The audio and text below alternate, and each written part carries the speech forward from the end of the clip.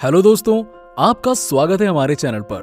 दोस्तों, प्राचीन हिंदू इतिहास और पुराणों के अनुसार इस समय पृथ्वी पर 8 ऐसे व्यक्ति मौजूद हैं जो चिरंजीवी हैं। चिरंजीवी वो व्यक्ति होते हैं जो इंसानों के रूप में जन्म लेते हैं, लेकिन उन्हें अमरता का वरदान प्राप्त होता है। आज की वीडियो में हम बात करेंगे उन चिरंजीवियों के बारे में जो कि इस धरती पर आज भी जीवित हैं और उनसे लोगों की आस्था जुड़ी हुई है। नंबर 1, अश्वत्थामा। अश्वत्थामा महाभारत का शक्तिशाली योद्धा था जो अकेले के दम पे युद्ध जीतने की ताकत रखता था। अश्वत्थामा गुरु द्रोणाचार्य का पुत्र था और महाभारत के युद्ध में उसकी अहम भूमिका थी। गुरु द्रोणाचार्य ने भगवान शिव से पुत्र प्राप्ति का वरदान हासिल करके अश्वत्थामा को जन्म दिया था। महाभारत के अनुसार अश्वत्थामा ने पांडव के खिलाफ युद्ध लड़ा था क्योंकि वो सैकड़ों कौरवों का मित्र माना जाता था। अश्वत्थामा के पास ब्रह्मास्त्र था जो गुरु द्रोणाचार्य ने उन्हें दिया था। अश्वत्थामा के माथे पर एक मणि था जिसे भगवान शिव ने घाव और बीमारी से बचने के लिए दिया था। भगवान कृष्ण ने अश्वत्थामा को ब्रह्मास्त्र का दुरुपयोग करने के लिए अमर रहने का श्राप दिया था। भगवान कृष्ण ने इस दौरान अश्वत्थामा के माथे की मणि भी निकाल ली थी।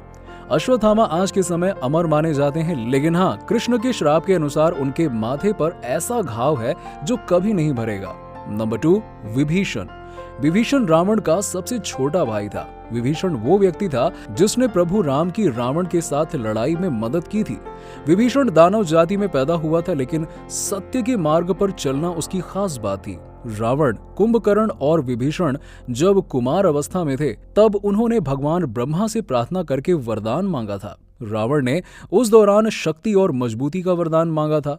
कुंभकर्ण वरदान मांगते वक्त जम्हाई ले रहा था और विभीषण ने हमेशा सच्चाई के मार्ग पर चलने के लिए आशीर्वाद मांगा था। रावण की मृत्यु के बाद विभीषण को लंका का राजा बनाया गया था। भगवान राम का पृथ्वी पर जब समय खत्म होने वाला था तब भगवान विष्णु ने विभीषण को पृथ्वी पर रहने का आदेश देते हुए चिरंजीवी बनाया था। विभीषण को लंका के लोगों का धार्मिक मार्गदर्शन करने के लिए चिरंजीवी बनाया गया था। ऐसा कहा जाता है कि वो आज भी जीवित हैं और लंका के लोगों को सत्य के मार्ग पर चलने का रास्ता बता रहे हैं। नंबर 3, व्यास। व्यास भगवान विष्णु के कई अवतारों में से एक माने जाते हैं। व्यास की पहचान एक ऋषि के तौर पर होती है जिन्होंने महाभारत लिखी थी। हालांकि महाभारत लिखना उनकी एकमात्र उपलब्धि नहीं थी। व्यास ने कई महत्वपूर्ण पुराण और पारंपरिक वेद भी लिखे हैं। व्यास ऋषि पराश के पुत्र थे और उनकी मां सत्यवती महागिरी का काम करती थी। व्यास के बारे में कहा जाता है कि वो अमर थे और उनकी मृत्यु कभी नहीं हुई थी। इसके अलावा उनके बारे में ये भी कहा गया है कि वो तीनों युगों में दिखाई दिए हैं। व्यास का जन्म त्रेता युग के आखिर में हुआ था और उन्हें द्वापर युग में भी देखा गया था। वो कलयुग की शुरुआत तक जीवित हुआ करते थे। गुरु पूर्णिमा का उत्सव इन्हीं को समर्पित किया गया है। गुरु पूर्णिमा को व्यास पूर्णिमा भी कहा जाता है और इसी दिन इनका जन्म हुआ था। नंबर 4, परशुराम। परशुराम त्रेता युग यानी कि रामायण काल के मुनि थे। उन्हें भगवान विष्णु का 6वां अवतार माना जाता है। वो एक कुशल योद्धा भी थे जो कुल्हाड़ी साथ लेकर चला करते थे। परशुराम को ये अस्त्र भगवान शिव से वरदान के तौर पर मिला था और उन्हें भगवान शिव ने ही युद्ध कला सिखाई थी।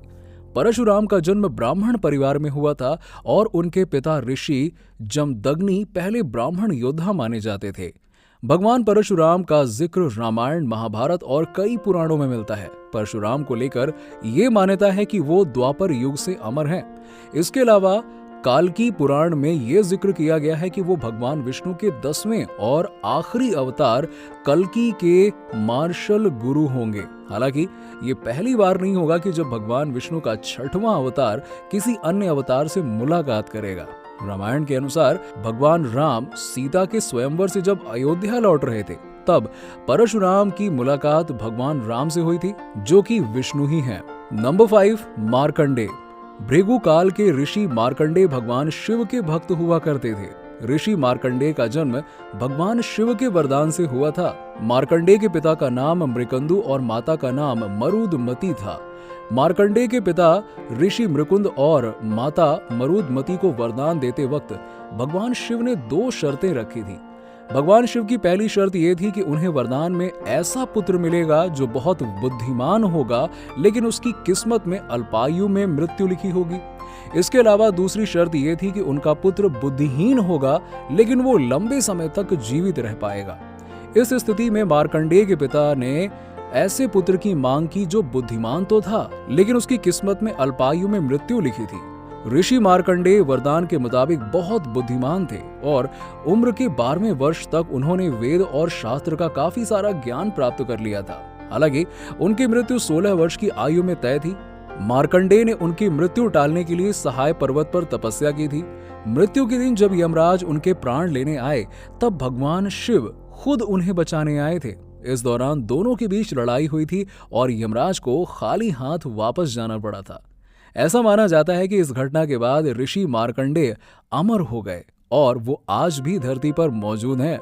नंबर 6, कृपाचार्य।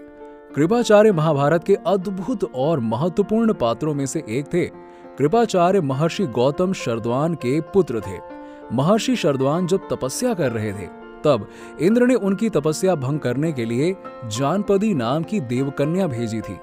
इसके बाद महर्षि शरद्वान उस कन्या पर मोहित हो गए और उन दोनों से 2 भाई बहन पैदा हुए। फिर उन्होंने उन बच्चों को जंगल में छोड़ दिया, जिसके बाद महाराज शांतनु ने उन बच्चों को देखा था।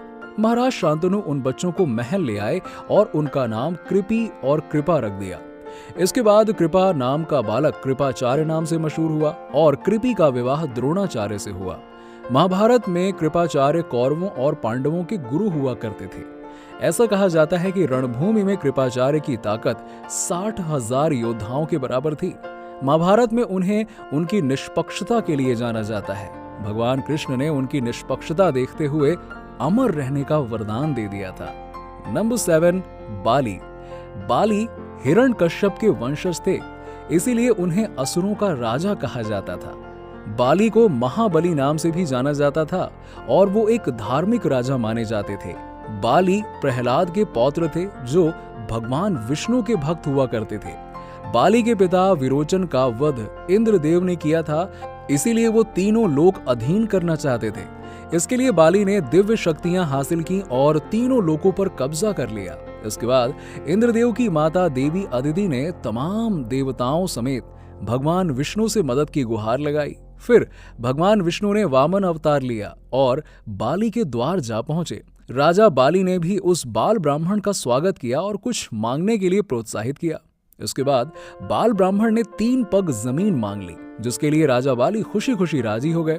इसके बाद बाल ब्राह्मण ने उनका कद ऐसा बढ़ाया कि तीनों लोग तो केवल 2 चरण में ही नाप लिए। आखिरी पद के लिए राजा बाली ने खुद को सामने किया और भगवान विष्णु ने तीसरा पग उनके सर पर रखा। भगवान विष्णु ने राजा बाली के दान को देखते हुए उन्हें सुताला लोक का राजा बना दिया था और साथ में हमेशा जीवित रहने का वरदान भी दिया था। नंबर 8, हनुमान। हनुमान एक ऐसे भगवान हैं जो किसी पहचान की मोहताज नहीं है। अरे मैं भी उनका भक्त हूं और आप भी होंगे। बहुत सारे लोग उनके भक्त हैं। हनुमान भगवान राम और माता सीता के भक्त हुआ करते थे। त्रेता युग में श्री राम की मदद करने के लिए भगवान शिव ने ही हनुमान का रूप लिया था। हनुमान का जिक्र भागवत पुराण, भक्तमाला और रामचरितमानस जैसे प्राचीन हिंदू धर्म की किताबों में मिलता है। इसके अनुसार हनुमान को अमर रहने का वरदान माता सीता ने दिया था।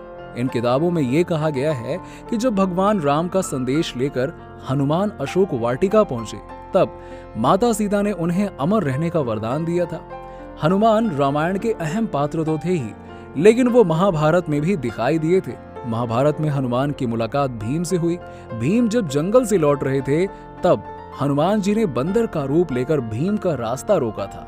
इस घटना से हनुमान जी ने संदेश दिया था कि शक्ति का उपयोग सिर्फ अच्छाई के लिए किया जाना चाहिए।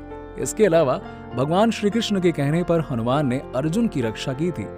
हनुमान जी कलयुग में भी समय समय पर दिखाई दिए हैं और हनुमान जी का अनुभव संत तुलसीदास जी को भी हुआ था और हनुमान जी के कहने पर ही तुलसीदास ने रामचरितमानस लिखी थी। तो दोस्तों, उम्मीद है कि आपको हमारी वीडियो पसंद आई होगी। आज की वीडियो अंधविश्वास को फैलाने के लिए नहीं थी, बल्कि आस्था और अंधविश्वास के बीच के फर्क को समझाने के लिए थी। आशा करते हैं आप अपने दोस्तों के बीच इस जानकारी को जरूर साझा करेंगे। वीडियो पसंद आई हो तो इसे लाइक करें, दोस्तों के साथ शेयर करें, साथ ही साथ चैनल को सब्सक्राइब करें और नोटिफिकेशन बेल को दबाना ना भूलें। हम मिलते हैं आपसे अगली ऐसी ही इंटरेस्टिंग और इन्फॉर्मेटिव वीडियो के साथ। तब तक जुड़े रहिए हमारे चैनल के साथ।